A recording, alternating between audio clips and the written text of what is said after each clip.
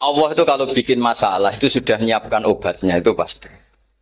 Dulu Nabi punya tantangan sendiri. Agama ini pernah ditinggal Wali Songo, ditinggal Mbah Munawir, ditinggal Bali Maksum, ditinggal Mbah Abdul Qadir, tetap jalan. Padahal yang meneruskan ya orang-orang nggak jelas seperti ini. Ilmu itu ditulis, itu sebenarnya berdasar minatnya penulis, bukan berdasar kehendak Allah. Buktinya gini, sebelum ada metodologi penyebaran agama, itu agama sudah jalan. Ditinggal Nabi Wali Songo, agama sudah jalan.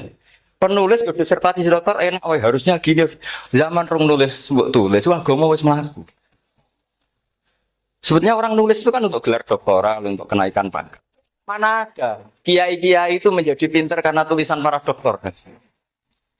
Nggak ada. Agama ini sudah jalan sama panduan para penulis dokter-dokter itu. Dulu mana ayo mereka dakwah sama panduan tulisannya? Dulu mana? Dulu dakwahnya. Terus itu dianalisis. Oh, terus analisis jadi disertasi. Makanya saya tuh jarang diundang orang mau kalau nggak pernah sebut. Cuma sial saya yang pernah sebut ternyata banyak. Akhirnya saya itu bikin kaidah agak salah dulu. Saya mau diundang hanya yang pernah sepuh. Ternyata yang pernah sepuh itu banyak. Ya, kemarin saya datang di hallnya Ki As'ad, terus datang di hallnya Pak Hamid. Nah, nambah saya kandung itu sepupu sama Pak Hamid Pasuruan. Saya buyut-buyut saya itu orang Lasem sama orang Kudus. Sebenarnya kalau saya mau nakalan, itu pakai buyut saya tertua itu, tapi kayaknya enggak lah. Nanti mereka malah ngedu Nabi Adam malah selesai. Karena kalau saya pakai buyut saya yang Mbah Soleh itu, yang gurunya Mbah Soleh Darat itu, nanti sampean pakai Nabi Adam. Bisa tuntas saya. Meskipun saya mungkin lewat Kobil atau lewat Habil, nanti cocokan lagi. Jangan-jangan jenengan yang lewat Kobil, saya Habil. Malah panjang lagi, nggak tahu aktenya juga nggak. Kira-kira delok potongannya. Kalau yang alim kayaknya pantasnya lewat Habil. Kalau yang nggak alim ya pantasnya lewat nggak tahu. Campuran ya kombinasi. Coba kalau kamu jadi saya, pusingnya bukan main. Untuk daftar wali itu pusingnya bukan main. Harus melalui, karena saya tidak ingin jadi wali lewat jalur sabar, ingin jalur alim, itu mah agak berat. Jadi wali itu ya fakir sabar ya wali. Dan itu ya berat juga, fakir itu kan ya berat. Bojo ngamuk, tonggo ora percaya. Tapi saya tidak ingin lewat jalur itu, repot. Diutang tonggo, ditagih, repot. Terus kedua jalur bojo judes, itu ya repot lagi. Kan dulu ada wali, bojone judes jadi wali. Bareng bojone apian nggak jadi wali. Masyhur itu di Ubud dulu, ada orang wali. Dia ke hutan, temannya datang. Mana suami kamu? Wah, nyari kayu di hutan, memang nggak punya pekerjaan lain. Semoga dimakan macan. Orang suami nggak jelas. Mulai dulu profesinya hanya cari kayu. Datang itu kayunya seonggok itu di bawah harimau. Terus keramat. Suatu saat cerai. Terus temannya tadi datang, di mana suami kamu? Nyari kayu di hutan, doain selamat, kasihan, mulai dulu pulang dipikul. Terus ditanya, lo kenapa kamu sekarang kamu pikul tidak pakai harimau? Semenjak istri saya Solikah, saya ada wali. Itu juga pilihan ya. Jadi pilihan kedua itu, ini kamu ingin daftar mana? Fakir sabar, fakir sudah fakir, istrinya judes itu juga.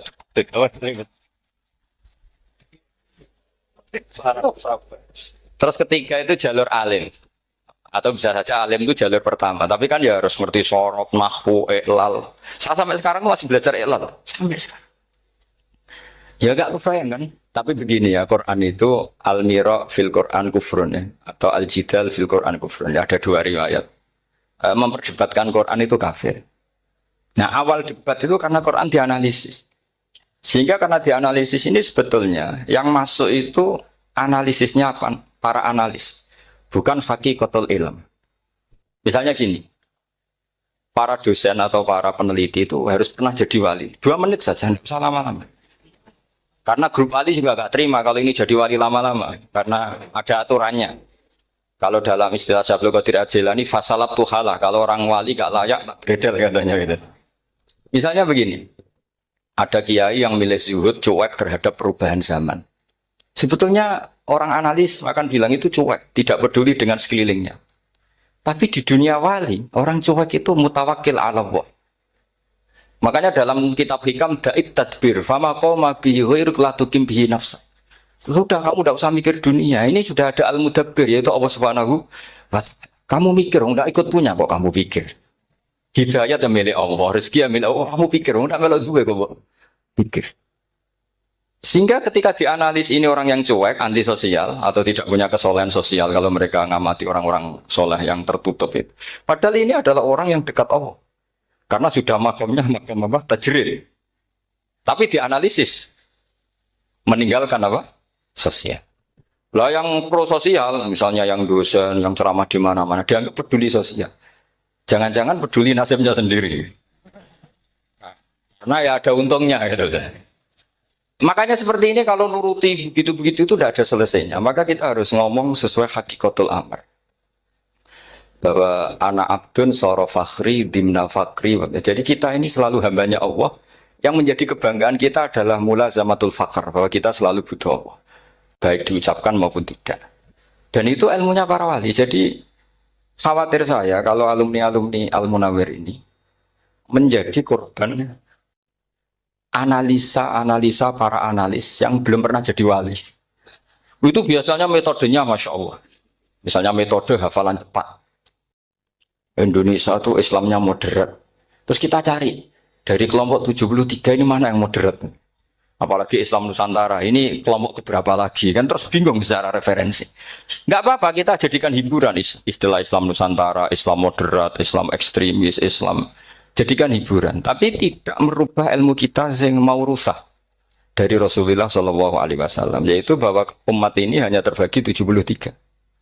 Itu ada riwayat mengatakan 72 masalah, yang satu benar. Tapi ada riwayat kebalikannya, 72 itu benar, yang satu salah. Itu di dunia ilmu hadis diperdebatkan kuat mana riwayat itu. Tapi karena kita ini terlalu mengkonsumsi orang yang nggak ahlinya, ya sudah sepihak tadi kita hanya menguatkan riwayat yang 72 masalah, yang satu benar. Tapi pertanyaannya, kuat mana dua riwayat itu? Kita yang ahli sunnah itu baca beberapa teks hadis, itu banyak ahli hadis yang mendukung dua-duanya. Nah, padahal logikanya secara ilmu, wal hadis idza tatarraqahul ihtimal saqata anhul istidlal, ya kalau ihtimalnya banyak ya sudah enggak usah dipakai dalil. Tapi kan kita ndak etis ya, karena guru-guru kita juga pakai dalil itu. Tapi sebetulnya di sarah-sarah itu dijelaskan. Apalagi di kitabnya Habib Muhammad bin Abdillah Al-Haddar, mertuanya Habib Zain bin Smith, juga mertuanya Habib Umar Hafid. Beliau termasuk orang yang setuju 72 itu benar, yang satu yang masalah. Ketika ditanya siapa itu Az-Zanadiqah, orang-orang yang sintik. Yang satu kebalikannya, 72 masalah, yang satu benar, siapa itu ahlu sunnah wal jamaah. Nah, kalau kamu mau neliti secara serius, lafaz-lafaz seperti itu polanya sama. Semua ilmu ada pola seperti itu. Misalnya di Quran ada istilah fi yaumin kana miqdaruhu khamsina alfasan. Ada istilah lagi ka alfisanatim mimma ta'udun. Itu kan hitungannya beda jauh. Yang satu 1000 tahun, yang satu hanya 50 khamsina alfasana, 50 ribu tahun. Ngitungnya gimana? Ngitungnya gampang saja kalau kita tidak punya tradisi menganalisis. Ketika Abdul bin Abbas ditanya, lalu ke alfasanatin maknanya apa? Khamsina alfasana maknanya apa? Ya yaumun aradahu, wah itu hari yang dikehendaki Allah. Kamu tidak perlu tahu. Memangnya kalau kamu tahu terus mau apa? Itu kan memang satu ilmu, karena dulu orang itu nggak perlu istighfar bima la ya'nihi, tidak perlu sibuk dengan sesuatu yang nggak perlu tahu. Malah orang dulu itu punya jargon wa inna minal ilmi la jahlan. Sebagian ilmu itu jadi bodoh. Misalnya gini, saya tadi kenalan sama Pak Mustaqim, saya tidak akan tanya bapaknya siapa, mbaknya siapa. Karena itu tidak penting bagi saya. Yang penting saya itu nyari ilmu yang menjadikan saya diridani Allah.